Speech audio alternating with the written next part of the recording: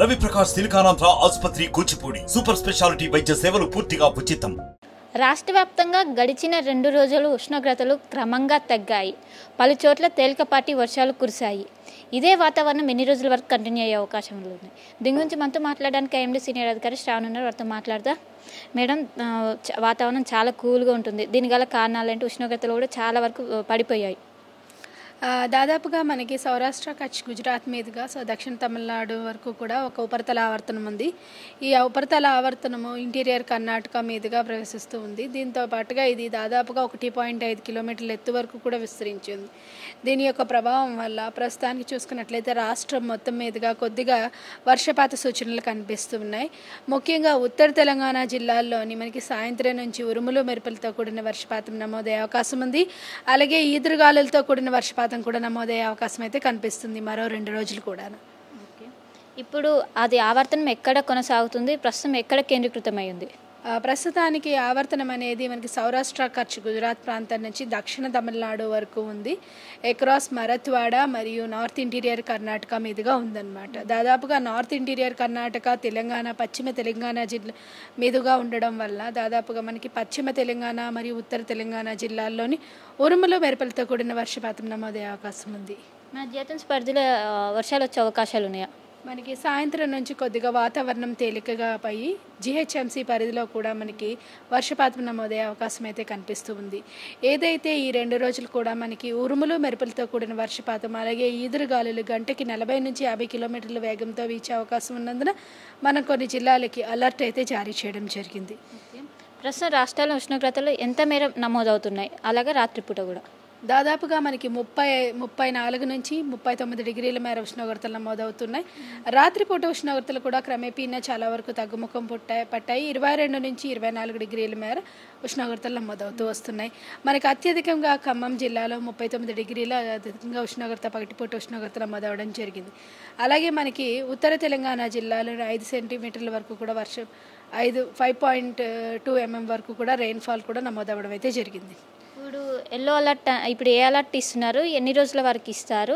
And ఏ జిల్లాలకి? ఉత్తర తెలంగాణ జిల్లాలకి మనకి కొద్దిగా ఎల్లో అలర్ట్ అయితే జారీ చేయడం జరిగింది. అలాగే హైదరాబాద్ పరిసర ప్రాంతాలకు కూడా ఎల్లో అలర్ట్ అయితే ఇవ్వడం జరిగింది. 2 రోజులు ఉండే అవకాశం అయితే కనిపిస్తుంది అనమాట. ఈ రోజు రేపు తదుపరి కొద్దిగా వర్షపాత సూచనలు అనేవి కొంచెం తగ్గి పొడి వాతావరణం ఏర్పడే అవకాశం ఉంటుందన్నమాట. ఇప్పుడు వర్షాలు ఉన్నాయని చెప్తున్నారు. రైతులు ఎలాంటి జాగ్రత్తలు తీసుకోవాలి ఈ సమయంలో? ఈ వర్షాలు అయితే మనకి సాధారణం వేసవిలోని దాదాపుగా, కాకపోతే ఈదురుగాలులతో ప్రభావం ఎక్కువగా ఉంటుంది.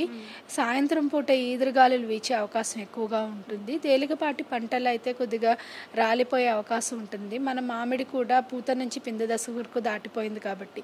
కాకపోతే ఉదయం పూట కొద్దిగా ఉష్ణోగ్రతలు ఉండే సమయాన కొద్దిగా వాటర్ ఇరిగేషన్ మాత్రం సేమ్లో ప్రొడ్యూస్ చేస్తూ ఉండాలి. గత వారం రోజులుగా మనకి ఎండ వలన చాలా వరకు సాయిల్ మాయిశ్చర్ అనేది తగ్గిపోవడం జరిగింది. వాటర్ డెఫిషియెంట్ కూడా కొద్దిగా జరగడం కాబట్టి మనకి క్రాప్స్కి మాత్రం సఫిషియెంట్ వాటర్ని మాత్రం కంటిన్యూగా ఇస్తూ ఉండాలన్నమాట. 2 రోజుల తర్వాత మళ్ళీ టెంపరేచర్స్ పెరిగే అవకాశం ఉందా? ఈ వారంలో అయితే పెద్దగా కనిపించడం లేదు మనకి. తదుపరి మన 4వ వారంలోని ఏప్రిల్లోని మనకి ఈ విధంగా ఉండే అవకాశం అయితే. మనకి ఏప్రిల్ నెలలో రాళ్ళ వర్షం గుట్ల ఏమైనా పెద్దగా వచ్చే అవకాశం ఉందా? ఏప్రిల్ నెలలో మనకి వడగళ్ల వాన కురుస్తూ ఉంటుంది. గత ఒక 2 రోజుల క్రితం మనకి నిజామాబాద్, కామారెడ్డి పరిసర ప్రాంతాల్లో ఒక వడగళ్ల వాన అయితే కురవడం జరిగింది. మనకి తదితర ఈ వారంలో అయితే అది అంతగా ఏం కనిపించటం లేదు. ఎందుకంటే దానికి అత్యధిక ఉష్ణోగ్రతలు హీట్ బిల్డప్ ఉండడం, హీట్ అక్యుములేట్ అవ్వడం వల్ల కంటిన్యూస్గా క్యూములోనింబస్ మేఘాలు ఏర్పడి అటువంటి వర్షాలు కురుస్తూ ఉంటాయి.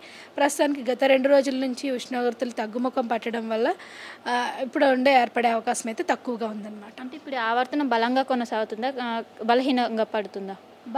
బలం ఉండదండి. ఇది ఉత్తర దక్షిణ ద్రోణి మరియు ఆవర్తనం కాబట్టి ఇది తన ప్రదేశాన్ని మార్చుకుంటూ ఉంటుంది. ఒక్కొక్కసారి మనకి తెలంగాణ మీదుగా ప్రవేశిస్తుంటుంది, ఒక్కొక్కసారి కోస్తా ఆంధ్ర, ఒక్కొక్కసారి ఇంటీరియర్ కర్ణాటక మీదుగా వెళ్తుంటుంది. ప్రస్తుతానికి ఇంటీరియర్ కర్ణాటక, తెలంగాణ మీదుగా ఉండడం వల్ల మనకి వర్షపాత సూచనలు కనిపిస్తున్నాయి. ఓకే, వెదర్కి సంబంధించిన అప్డేట్స్ ఇక్కడ రాడార్ సిస్టమ్ నుంచి ఎక్స్ప్లెయిన్ చేయండి. ప్రస్తుతానికి మనకు చూస్తే కొన్ని దక్షిణ తెలంగాణ జిల్లాలైన నాగర్ కర్నూలు, అలాగే మనకి సిద్దిపేట, భువనగిరి పరిసర ప్రాంతాల్లో ప్రస్తుతానికి ఆల్రెడీ మనకి ఒక మోస్తరు జల్లులు కురుస్తూ ఉన్నాయి. ఇది మరింతగా బలపడి మనకి ఈ ఉరుములు మెరుపులతో కూడిన వర్షపాతం కూడా నమోదే అవకాశం కనిపిస్తుంది. అలాగే ఈదురుగాలులు కూడా వీచే అవకాశం అయితే ఇక్కడ ఈ ప్రదేశాల్లో ఉండే అవకాశం ఉంది. ఇప్పుడు మన హైదరాబాద్లో ఏమైనా ఎదురుగాలకు సంబంధించి ఏమైనా అలర్ట్స్ ఉన్నాయా? హైదరాబాద్కి మెయిన్గా ఆల్రెడీ మనం అలర్ట్ ఇవ్వడం అయితే జరిగింది. సాయంత్రం 5-5:30 నుంచి కొద్దిగా ఈదురుగాలులు బలంగా వీచే అవకాశం అయితే కనిపిస్తుంది. సో మొత్తం మీద ఇది వచ్చే 2 రోజుల పాటు ఈ ఉష్ణోగ్రతలు ఇలానే కొనసాగే అవకాశం ఉంది. అండ్ ఏదైతే ఆవర్తనం కొనసాగుతుందో దీని ప్రభావం వల్లనే రాష్ట్ర వ్యాప్తంగా ఉష్ణోగ్రతలు క్రమేపీ తగ్గిపోయాయి. 2 రోజుల అనంతరం సాధారణ స్థితికి వచ్చే అవకాశం ఉంది. ఏదైతే ఆవర్తనం ఉందో దాని ప్రభావం వల్ల ఉత్తర తెలంగాణ జిల్లాలో ఎక్కువ వర్షాలు నమోదయ్యే అవకాశం ఉంది.